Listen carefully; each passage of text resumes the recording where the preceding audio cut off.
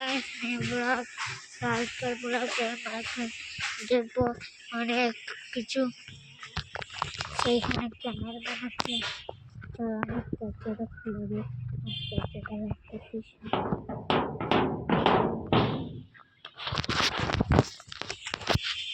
চলো গাইস, আমার ফেসটা তো আমরা দেখতেই পেয়েছো।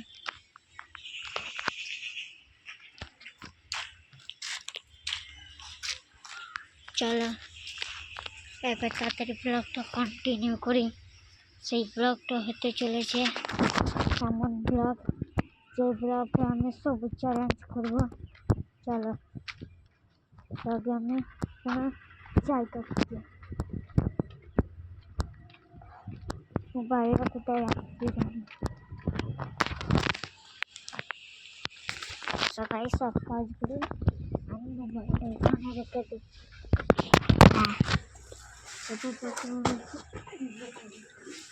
তোমরা দেখতে থাকো আমার ব্লগ।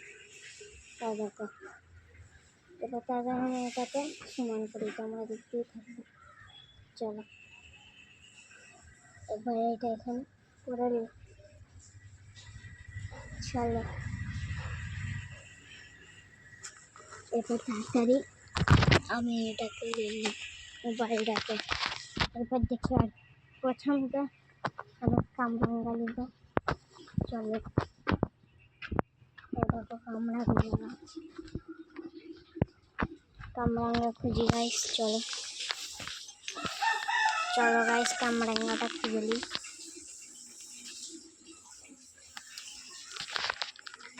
ওই কামরাঙ্গা গাইস, একটা কামরাঙ্গা হয়ে গেছে। চলো পালানো এখানে দেখি, নাহলে ঘরের মালিক আমাকে ভুগতে রেখেছে। তাই আমরা কিছু পাই নাকি দেখি। ভাবলাম যে কামরাঙ্গা খাবো, তো পারলাম না। চলো কিছু খুঁজি।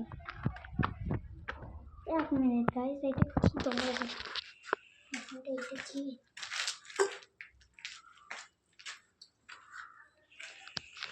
কি জানি গাইস,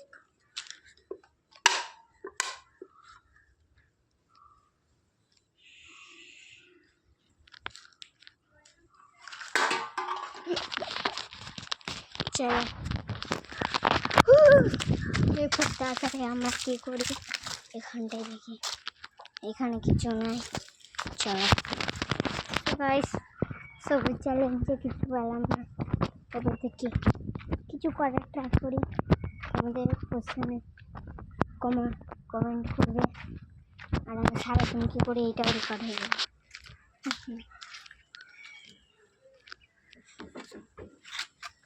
এইয়া পুরো মনে হয় যে কাজ করছি গাইস। আর তোমরা ঘরটা দেখো না গাইস। এরপর একটা কথা বলা যাক, এখানে কি ভুতুরে জিনিস আছে। চলো তাড়াতাড়ি আমি এখানে রাখি। চলো তোমাকে বলে দিই এখানে কি ভুতুরে কাণ্ড হয়েছে।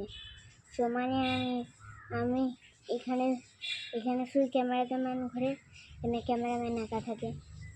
বড় মা আর আমার বড় মা আর ক্যামেরাম্যান আর আমি শুই। হ্যাঁ, আর তখনই বড় মা একটা দিন নামাজ পড়ার লেগে গেছিল।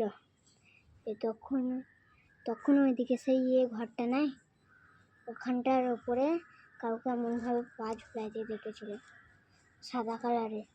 সত্যি গাইস, আমার বড় মা আমাকে বলেছিল। আর এখনো ভুতুরে কাণ্ড হতেই থাকে। মানে কখনো কখনো রাত্রেবেলায় ওইখানে সেই ড্রামগুলো রাখা নাই, কোনো টুম টুম টুম টুম আওয়াজ হয়। কিছুই থাকে না, একদম ফাঁকা, একদম অন্ধকার আর অন্ধকার, এমনই হয়।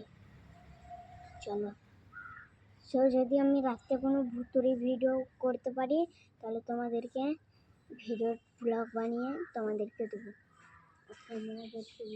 এইখানটা ভুতুরে ক্যামেরাম্যানদের এই দিকটা। চলো মানে কোন কোন জায়গা ভূতের লেগেছে আমাকে ওই জায়গাগুলো দেখা। দেখো এই এখান থেকে প্যাচেরা পানি, আর এই জায়গাটা ভূতের লাগে, কারণ এই জায়গাটা বহুত খতরনাক। আর আর ঘরের মালিক আমাকে বলেছে যে এইখানে এই ক্যামেরাম্যানের রুম থেকে ওই ওপরটা দেখছে না, ওখান থেকে কেউ লাফ মেরেছে, দেওয়ার ডেথ হয়ে গেছে। আর ও রাস্তা আশেপাশে ঘুরে, আর ক্যামেরাম্যান ভেতরে ঢুকে আছে। চলো গাইস, এইখানে হয়তো ভূতের কাণ্ড।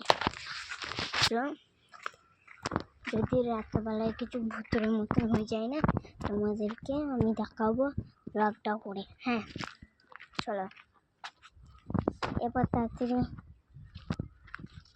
এবার আমার শক্তি দেখা তোমাদেরকে।